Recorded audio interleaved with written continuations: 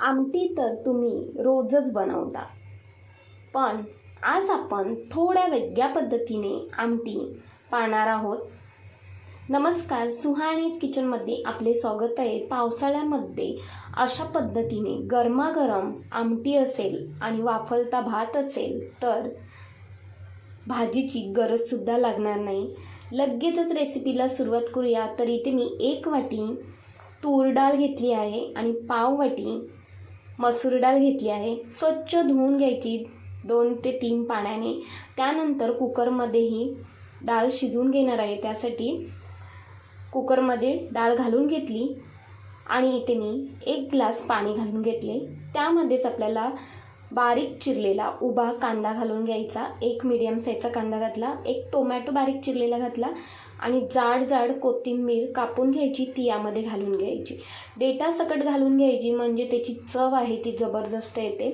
काही मसाले घालायचे आहेत तर 5 चम्मचभर हळद आणि अर्धा चम्मचभर तिखट घालून घेतले आहे. 1 चम्मचभर तेल घालून घेतले आणि चम्मचने हे व्यवस्थित एकजीव करून घ्यायचे. झाकण लावून 3 शिट्ट्या काढून घ्यायच्या. 3 ते 4 शिट्ट्यांमध्ये डाळ व्यवस्थित अशी शिजली गेली आहे. तर इथे पाहताय तुम्ही कुकरचे झाकण उघडले आणि इथे मस्त अशी डाळ आपली शिजली गेली आहे. जेवढे सांगितलेले पाण्याचे प्रमाण आहे तेवढ्या प्रमाणामध्ये डाळ व्यवस्थित शिजली जाते. तर पळीच्या साहाय्याने ही थोडीशी मी घोटून घेते. जास्त काही घोटत नाही डाळ, थोडीशीच अगदी घोटून घेतली आहे. लगेचच फोडणीची तयारी करूया. त्यासाठी गॅसवरती कढई गरम करायला ठेवली.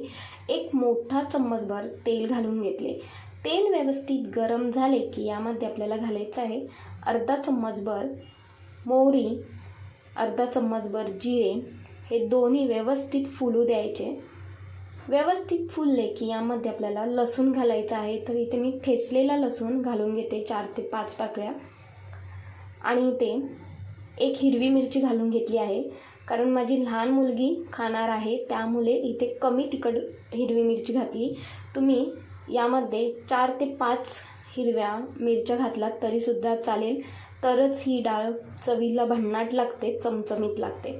त्यानंतर कढीपत्ता घालून घेतला आणि 1 टोमॅटो फोडणीमध्ये बारीक कट करून घातला आहे. त्यानंतर हे व्यवस्थित परतून घ्यायचे. परतून घेतल्यानंतर यामध्ये पाव चम्मचपेक्षा कमी हिंग घालून घेतला.